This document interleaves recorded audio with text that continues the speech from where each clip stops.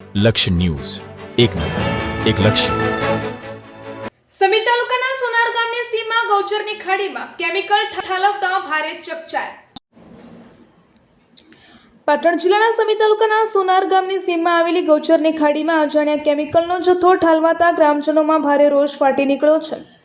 Chemical ઠલવાતા ખાડીનું પાણી ગુલાબી રંગનું થઈ જતા અને દુર્ગંધ ફેલાતા આસપાસના વિસ્તારમાં ભયનો માહોલ સર્જાયો છે. ગ્રામજનોના જણાવ્યા મુજબ કેમિકલની અસરથી શ્વાસ લેવામાં તકલીફ થતી હોવાની ફરિયાદો પણ સામે આવી છે. આ ઘટનાની જાણ થતાં જીપીસીબી અને એસટીએમ મામલતદાર સહિતના અધિકારીઓ તાત્કાલિક ઘટના સ્થળે દોડી આવ્યા હતા. જીપીસીબીની ટીમે ખાડી તેમજ આસપાસના ખેતરોમાંથી માટી અને પાણીના સેમ્પલ એકત્રિત કર્યા હતા. ખાનગી કંપની દ્વારા કેમિકલ ઠલવાતું હોવાની ગ્રામજનોમાં શંકા વ્યક્ત થઈ રહી છે.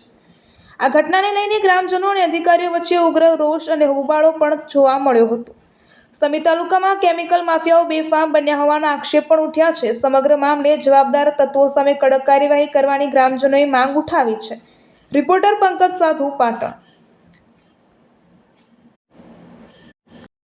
ગામની સમસ્યા છે. મારું નામ સોમાભાઈ પરમાર, સોનાર ગામનો વતની છું.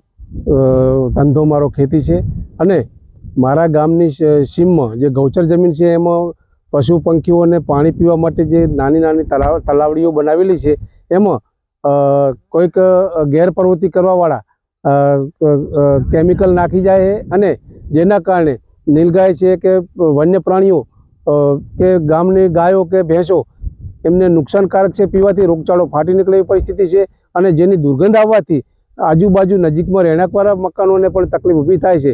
જેથી અમે સરકારી તંત્રને મામલતદાર સાહેબને જાણ કરી અમને સારો રિસ્પોન્સ આપ્યો. પ્રાંત સાહેબને જાણ કરી એમને પણ મને સારો રિસ્પોન્સ આપ્યો તથા અધિક કલેક્ટર સાહેબને પણ અમે જાણ કરી એમને પણ સારો અમને રિસ્પોન્સ આપ્યો.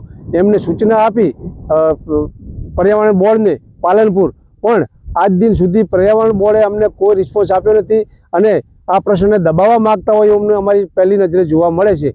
તો આ માટે કાયદેસરની કાર્યવાહી કરવી અને ઘટતી કાર્યવાહી કરીને જે આ પ્રવૃત્તિ કરવાવાળા ગેરપ્રવૃત્તિ બંધ કરાવી અને જે નાખવાયાના જે કાર્યવાહી કરતા હોય એના પર કાયદેસરની કાર્યવાહી કરી અને કડકમાં કડક સજા થાય અને ગેરપ્રવૃત્તિ બંધ કરે એના માટે અમે એક ગામના નાગરિક તરીકે હું અપીલ કરું છું. અગાઉ પણ પ્રદૂષણ વિભાગ દ્વારા કંઈક સેમ્પલ લેવામાં આવ્યું હતું. કેટલો સમય થયો હશે અને તેના દ્વારા શું એને લગભગ 10 દિવસ જેવું થઈ ગયું પણ હજુ સુધી કોઈ પણ એનો પ્રત્યુત્તર અમને મળેલ નથી. સોનાર ગામની અમારે 5 નંબરના ગોચરની અંદર અમારે 1.5 બબી વીઘાની સિંચાઈ માટે અમે તલાવડીઓ ખોદેલી છે. પાણી પીવા માટે ખોદાયેલી છે. પશુ પંખી રેઢા જનાવરો બધા આમાં પાણી પીવે છે. એટલે અમારા આજી તલાવની અંદર અમારે રોડની સાઈડમાં અમે હેડીએ એટલે આ ગમે જાતનું કેમિકલ નામ્યું હોય એની દુર્ગંધ આવતા અમે અમારા ગામે તપાસ કરી તો આખું પાણીનો કલર ગુલાબી કલર આખો ખાડમાં થઈ ગયો.